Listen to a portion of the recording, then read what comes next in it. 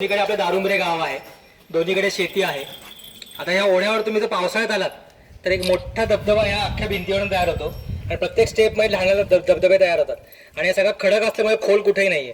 तर पावसाळ्यात जी आपल्याकडे भात लावलेले लोक आहेत तिकडे चिखलात खेळून छान इकडे लहान लहान मुलं इथे आंघोळीला इथे काही उतरतात खाली. सो पावसाळ्यामध्ये छान इथे वातावरण तयार होतं. आता पावसाळा संपला की ह्या धरणाची दारं लावली जातात आणि मग इथे खाली जे पाणी साठतं ह्यामध्ये आता पाण्यातले किडे खाण्याकरता, शेवाळ्यातले बासे खाण्याकरता हे पक्ष्यांचं इथे मोठं हॅबिटॅट तयार होतं. तर तुम्हाला जे म्हणले की आपल्याकडे आपण 104 प्रकारचे पक्षी इथे आपण स्पॉट केलेले आहेत. त्यातले 12 ते 15 हे मायग्रेटरी बर्ड्स आहेत जे आत्ता नोव्हेंबर-डिसेंबरमध्ये इथे येतात आणि त्याच्यामध्ये आपण ते इथे बघू शकतो. त्याचबरोबर याच्या मागे तुम्ही बघितलं तर तुम्ही आपली आंब्याची बाग तिथे राहिली, पाणी इथे. सो हा मधला जो भाग आहे आत्ता इथे पाणी नाही आहे, पण पावसाळ्यामध्ये इथे 3 ते 4 वेळा ह्याच्यावरनं पाणी जातं. त्यामुळे ही ओढ्याची फ्लड लाईन आहे. तर याच्यामध्ये कोणी शेतकरी शेती करत नाही. आता इथपर्यंत काय केलं, इथपर्यंत गावाने रस्ता बनवला आहे, इथे हे भजन कीर्तन करण्याकरता शेड बनवलं आहे, तिथे महाराज बसतात, तिथे भजन कीर्तन होतं ओढ्याच्या काठी. सो हे सगळं बनवलं. पण याच्या पुढे तुम्ही बघाल तर एक जंगल तयार झालंय, त्याला आपली आपण देवराई म्हणतो किंवा एक गावाने राखलेलं जंगल आहे ते. आणि त्या देवराईमध्ये खूप मोठ्या प्रमाणामध्ये इकोसिस्टीम तयार झालेली जी मला शेती करता मला मदत करते. आता कशी करते तर तुम्ही तिथून इथे आल्यावर तुम्हाला कळलं असेल, एकदम हवेमध्ये फरक जाणवला, गार वारा सुटलाय. ओके, सो माझ्या शेताचं तापमान राखायचं काम ही देवराई करते.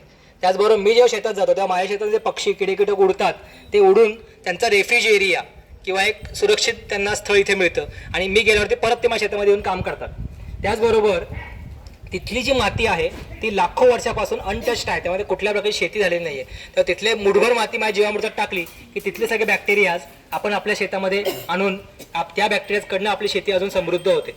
त्याचबरोबर तुम्ही जर बघाल तर तिकडनं पश्चिमेकडनं येणारं ऊन, वारा, पाऊस, वादळं ह्यापासून शेताचं संरक्षण करायचं काम ही देवराई करते.